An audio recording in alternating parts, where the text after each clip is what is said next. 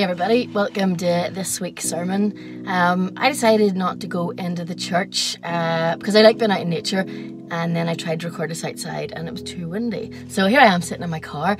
I'm up at one of my favourite places that I suppose really grown to appreciate the last few weeks, just up and down the New Line, out in the nature and things, and it's a really lovely view. You can kind of see a little bit beside me and behind me, but yeah, so that's why I'm in the car, and also it's nice and quiet.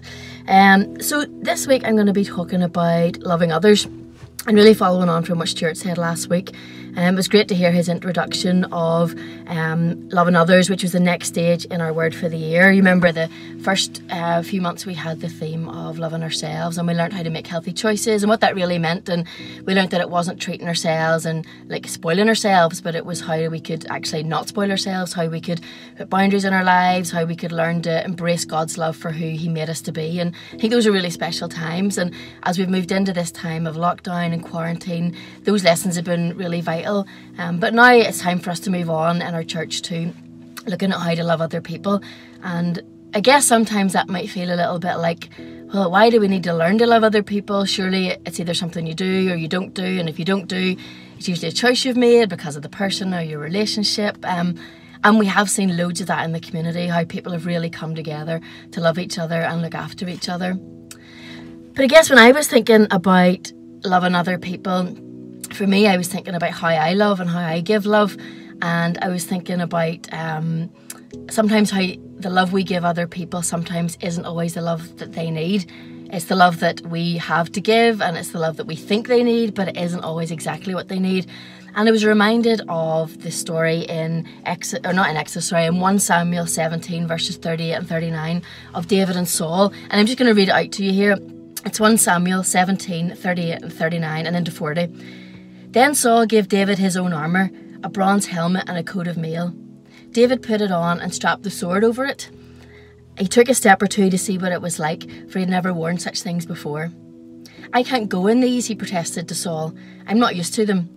So David took them off again, and he picked up 5 smooth stones from a stream and put them into his shepherd's bag. Then, armed with only his shepherd's staff and sling, he started across the valley to fight the Philistine. And we know how that story ends, with him using the stones and the slingshot to knock out Goliath. But I was really drawn to this part in the Old Testament because it's only 3 verses, but it gives us so much insight into how we relate to other people. And often, how as other people, we think we know what's best for others. And we do it out of a good heart, we do it out of a good nature. And often we do it out of our own experience and something that we've learnt. So we've learned that this thing is good for us, so therefore it should be good for them. We want to pass that on, and we want to help other people. And in this story especially, we have Saul, who was the king, and he was a really, at that point, really successful king. He'd won loads of battles, he did songs sung about him, he was a big hero and all this sort of stuff. And so he had this armour that was made for him. It was fitted to him, he trained in it, he knew how to use it. He knew how to make the best of that armour so that it worked for him. But for David, the armour, it didn't just not work for him, it worked against him. It was too heavy, it was too big. And you have to remember at this point, David was a teenager in comparison to Saul, who was older. He was grown into his body. And so it would have felt clunky to him. And even if he had have been the same age and stature as Saul, the armour was made to measure Saul, and it wasn't made to measure for David. And David also had never trained to use it. He didn't know how to use armour. It was definitely a hindrance to him. But what David did know was how to use the stones. He just needed someone to believe in him and say, yeah, go and do that. You know how to use the stones. We back you in doing that. And I guess often I find that it can be a frustration that we have, when we love other people, that we say, why do they keep doing those things over and over again? And, if they would just listen to the things that I say, and really what we're saying is, if they would just do what we do, if they would just do what I do, if they would just make the choices that I make, then their lives would turn out really well, because my life turned out really well. And, we don't think that in our heads, but I suppose that is part of really truly how we feel. If only that person would take on board my wisdom, then their life would turn out fine. But we forget that their experience, their understanding, their abilities, their personality, it isn't the same as ours. They haven't lived the life that we live. They don't think the way that we think. They don't give the way that we give. And so really what David needed was someone to say, I believe in you. I trust that you know what you're doing with those stones. I'm sure to Saul, stones must have seemed mental because he had a sword and armour and armies, and why would you ever pick up stones and throw them at somebody? That does seem like a child's game to do, you know, that you're chasing your friends or your brothers with these stones. But, you know, David knew exactly what he was doing with the stones.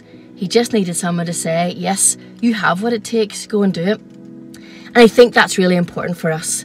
You know, we're thinking about loving other people, and we're at the start of this journey in our church as a series to look at loving other people. I think it's really vital for us to not just understand how we love and how we receive love, but also how to understand what love the other person needs. And so when I was thinking about this, I don't know if you'd call it a teaching or a theory or a way of understanding. It's called love languages. It's not new, it's been around for years and years. I suppose the thought of it is that there's five love languages. They are words of affirmation, quality time, acts of service, physical touch, and giving gifts. And so each of these talk about, when you do, there's a wee quiz you can do to find out what your love language is, and it helps you to understand how you receive love and how you give love. So for example, for me, one of my love languages are giving gifts. So when I give someone a gift, I'm not just giving them a gift, you know, because maybe it is their birthday or it's a time of gift giving, but if I just give someone a gift, or I bring something to someone, it's saying to them, from me, you were in my thoughts, and I wanted to let you know that you were in my thoughts, and here's something for you because I'm thinking about you. Now, I don't go through that logical, process every time. It's just what comes out of me. It's just what's in there for me to give. And so again, when someone gives me a gift, it feels really special, and it could be the smallest thing, but it's someone saying to me, you were in my thoughts, and I went out of my way to get this for you and bring this to you because I was thinking about you. And it could be anything at all. The actual content of the gift, it doesn't matter. All I need to know is that you thought of me, and that makes me feel loved. And so we all have different love languages, so especially in your friendships and your relationships, it's really helpful actually to know what your love language is and what the person whose life you're sharing, what their love language is too, because sometimes we don't appreciate each other's, and we don't appreciate, like maybe Ian needs quality time, but if I just buy him a bar of chocolate, he might just feel like, oh, she can't even bother to spend 10 minutes with me, she's just throwing chocolate at me. That was cheap and easy to do. Except for me, I was thinking, oh, I really love Ian, and I want him to know I'm thinking about him, and I went to the shop especially to get this for him. And so that's just a really small example, but in our friendships and our relationships and our connections, and especially with the community and the wider circle of people in our lives, it's really important to not put on them our way of giving and receiving love. We can show love in all sorts of ways that come natural to us, but if we really want to make a difference, if we really want to connect with someone, it's really important that we spend time with them and find out, well, what do they actually need? What love do they need to receive from me right now? Do they need me to help them with something? Do they need me to give them something? Do they need someone just to spend time and listen to them? And that's the age-old thing, the joke that goes about between the difference in men and women, that women just, they want to cry and offload all their burdens, and men want to fix everything, and all the woman wants is for someone to listen to her and help her feel understood. She doesn't need a solution. And that's really trivialised a bigger thing about relationships. But you get the picture from what I'm saying, is that what we think we need and what we think the other person needs can be really different.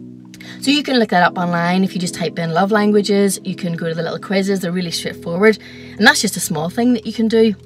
But I think it's really about, for me, it's about getting the concept of what does the other person need from me? What love can I give them that isn't just going to show them that I love them, how I love, but what's going to really show them that they're getting the love that they need to receive. And something, I guess, I'm calling this section of my sermon Lockdown Learning, because it's something that I've really learnt during this time of lockdown.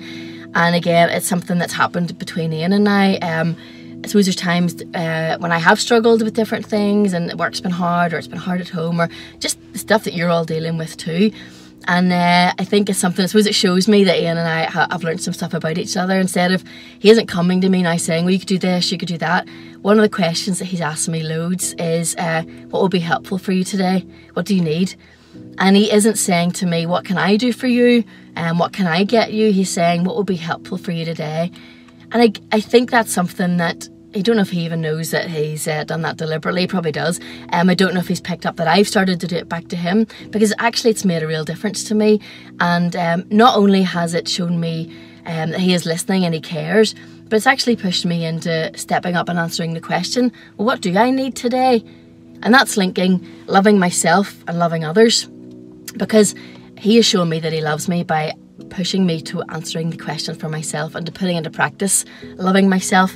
And so I guess that's something that I'm putting to us today, you know, in some lockdown learning. Can you ask that question of even the people that are around you?